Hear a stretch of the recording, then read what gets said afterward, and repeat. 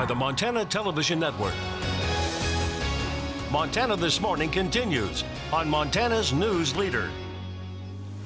A man is arrested for allegedly starting one of the wildfires burning in California. I'm Laura Podesta with what he told a photographer just an hour after the blaze began. And we have some safety tips for when those thunderstorms finally roll back through our area. For a while on Yeah, that from what no we're hearing. kidding. We'll have Matt's forecast about that in just a moment. Meantime, 6:30, firefighters from around the globe are in California battling more than a dozen major wildfires. High winds, sweltering heat, dry land, all factoring into what may become the worst wildfire season in history. And a man was arrested for allegedly starting one of those fires near Los Angeles, and he'll be in court today. CBS's Laura Podesta has our details. Police in Southern California arrested a man they say started the Holy Fire, which has burned down 13 cabins and forced the evacuation of several communities since it began Monday. 51-year-old Forrest Gordon Clark could face life in prison if convicted. This is a monster who would go out with low humidity and high wind and the highest heat temperatures this time of the year and intentionally set the forest on fire. An hour after the fire started, Clark told a photographer he did not know how it began. I just woke up, dude. I got burned. I woke up and my stuff was all on fire. His home is reportedly the only one left standing in the community. And up you go. Two of his neighbors had to be rescued while trying to evacuate Monday. I'm upset with him right now. I'm really upset. I mean, that it took everything I had. 100 miles north of San Francisco, officials say the Mendocino complex, the largest wildfire in state history, won't be fully under control until September. It's stressful. It's hard being out here in the heat. A lot's going through my mind, a lot. I mean, look at the way we're living because of it. More than 14,000 firefighters are working throughout the state, including some from New Zealand and Australia. Laura Podesta, CBS News, New York. Now, the Carr fire in the northern part of California is less than half contained. It's destroyed more than 1,000 homes. It's killed at least 6 people. And to complicate matters for evacuees at one shelter up north, there's been a norovirus outbreak. 20 to 30 people have been showing symptoms of the virus, which can cause diarrhea, vomiting, nausea, and stomach cramps. Could you imagine something more miserable? Insult to injury. Folks in that. That Mendocino fire, by the way, now over 300,000 acres in size, 40% contained is all that is. Unbelievable. Unreal. We've been super fortunate here. We've talked about that, but we're about to move into some really potentially dangerous. Yeah, it's kind of a double-edged sword. Certainly, we need the rain. We're not getting the rain. The cold front moves through. The wind's going to pick up. It's going to be hot, dry. We're watching things very closely here in the Storm Tracker Weather Center. Both Carson, Mike, and I really watching things closely. Temperatures into the 40s and 50s for most of us. 34 in West Yellowstone. We're seeing that smoke beginning to filter into our skies a little more briskly than it has been. Temperatures well into the 90s this afternoon for most of the area. The hottest days still to come. We're going to outline those, the forecast and our potential for air quality, poor air quality. That's all coming up in just a few minutes. Thank you, Matt. 6:33 now on this Thursday. Actress Margot Kidder, better known as Lois Lane in the original Superman movies, passed away back in May at her home near Livingston. But until now, it was unclear how she died. Park County coroner says Kidder died from suicide by self-inflicted drug and alcohol overdose. Kidder's family is urging those suffering from mental illness or addiction to seek counseling and get treatment. Margot Kidder was 69. And this is an update of a story that Chet actually brought to us just not long ago. The Oregon man who faced off against a bison in Yellowstone National Park last week faced a judge in Wyoming federal court yesterday. Pleaded not guilty. The 55-year-old Raymond Renke of Pendleton, Oregon, faces 5 charges, including being under the influence of alcohol, endangering others, and disturbing wildlife. Renke was arrested last week in Glacier National Park after this video, shot earlier in the week at Yellowstone's Hayden Valley, went viral on the internet. Prior to the bison incident in Yellowstone, Renke had been arrested in Grand Teton National Park for drunk and disorderly conduct.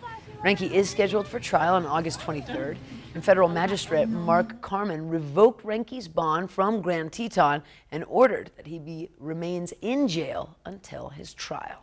Back here at home, Bozeman police looking for help to identify a burglary suspect. About 5:30 Tuesday morning, this person caught breaking into and trying to steal merchandise from a business on East Main Street. Business alarm system was triggered. The suspect took off on foot. Anyone with information in this case being asked to call Crime Stoppers at number 406-586-1131, or you can just simply call the Bozeman Police Department. And one of the most dangerous things about thunderstorms is the lightning. MTN's Carson Vickroy has more information on what you can do to keep yourself safe during the storms. With thousands of outdoor adventurers hitting the trails this summer, you need to always have a plan when a storm approaches. It's important that if you do hear thunder, seek shelter. And if you are out hiking, that's one of the biggest problems around here is in the summertime we like to be out and hiking. So if you're out there and you see building clouds and they're starting to get darker, that's your first indication that there could be a thunderstorm approaching. And it's important to already have a plan in the back of your mind in place of where you're safe to be. If you're out somewhere, maybe that's in your vehicle at the trailhead is probably going to be your safest place. Lightning is a common danger to hikers even when the sun is out. You can have a thunderstorm over a particular location and there may or may not be heavy rain associated with that, but you can still have a lightning strike 10 to 15 miles away from where that rain is falling underneath that storm. One thing to always remember is when thunder roars, go indoors. In Bozeman, meteorologist Carson Vickroy, MTN News. Now, according to the National Weather Service, lightning caused an average of 44 deaths per year from 1988 to 2017. In 2017, lightning caused the 8th most weather-related deaths in the U.S. Shifting gears a bit, Bozeman Health Deaconess Hospital has been named one of the top 20 rural and community hospitals by iVantage and Becker's Hospital Review. It's given this recognition for the quality of its care, safety, and cost. Bozeman Health Deaconess considered lower in cost for the state of Montana. It's a great recognition. I think it really demonstrates the quality and the caliber of our team here.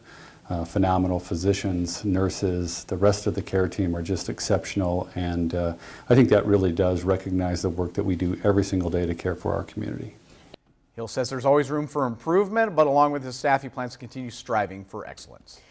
And switching gears to some airport news, Frontier will now offer year-round flights to and from Denver. The airline is already offering flights to and from Denver, but it's only on Tuesdays, Thursdays, and Sundays throughout the summer months. The airline will offer flights on the same days to the Mile High City. We'll also start offering service on Wednesdays and Saturdays for September. Airport Director Brian Springer says that those flights to and fro Denver are very important for passengers living in Bozeman. Denver is our #1 market out of Bozeman. Obviously the largest city relatively close to Bozeman, so having the service on Frontier as a low-cost carrier just gives the passengers into and out of Bozeman additional options. Also, Montana U.S. Senate race getting the most attention so far among the statewide races this year. But as MTN's Mike Dennison reports, the U.S. House contest may be one to watch as well as we get closer to the campaign's final months. A Democrat hasn't won Montana's lone congressional seat in 24 years, and GOP Congressman Greg Gianforte is certainly the favorite to win re-election to a second term this year. But national prognosticators are saying now it's not necessarily a slam dunk for Gianforte, and local observers say they see indicators that Democratic challenger Kathleen Williams could make things interesting. Kathleen Williams is fundraising well, which suggests that donors see her as potentially a very competitive candidate. Williams raised $500,000 in the 7 weeks ending June 30th. Since her upset primary win in June, she's been traveling the state, talking up her record as a state lawmaker who worked across the aisle to get things done. The key for Montanans, I think, is who can they trust and who can they trust to serve them as well as possible, and that's what we're going to put forth. She's had ads only on the internet so far, including this spot with her German wire-haired pointer. And she won't take treats from special interests. Gianforte, however, hasn't been sitting on his hands. He had $1.4 million in his campaign account last month and is holding meetings across the state, like his field hearing this week in Hamilton on forest policy. His campaign says Gianforte will be emphasizing his support of President Trump and the Trump agenda of tax cuts, supporting the military, and strengthening U.S. borders. Williams, however, may have someone else she wants to emulate and run alongside. Democratic U.S. Senator John Tester. Certainly, if Kathleen Williams can win many of the votes that Tester will get, then she can run a competitive race, and that's, that should be her goal. I think it's helpful for her to have Tester on the ballot. Is that a winning strategy for Williams and the Democrats in this unusual year? The verdict is coming in just 90 short days. Reporting from Helena, Mike Dennison, MTN News. 89 days now, Mike. Libertarian Eleanor Swanson of Billings is also competing in Montana's U.S. House race, too, by the way. 89 days. 89 days. Wow. There we go. Bring those ads on. Yeah, bring them on. Time for a quick break. Question, though, what does the New York City skyline and an old guitar shop have in common?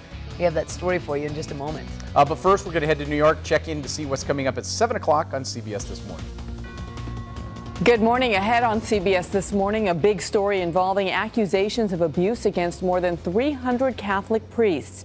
Survivors come together for the first time to describe how they say the church encouraged the behavior. And we're in one Florida school district that will be short at least 100 teachers when classes begin. How districts across the country are struggling to hire qualified educators. We'll see you at 7.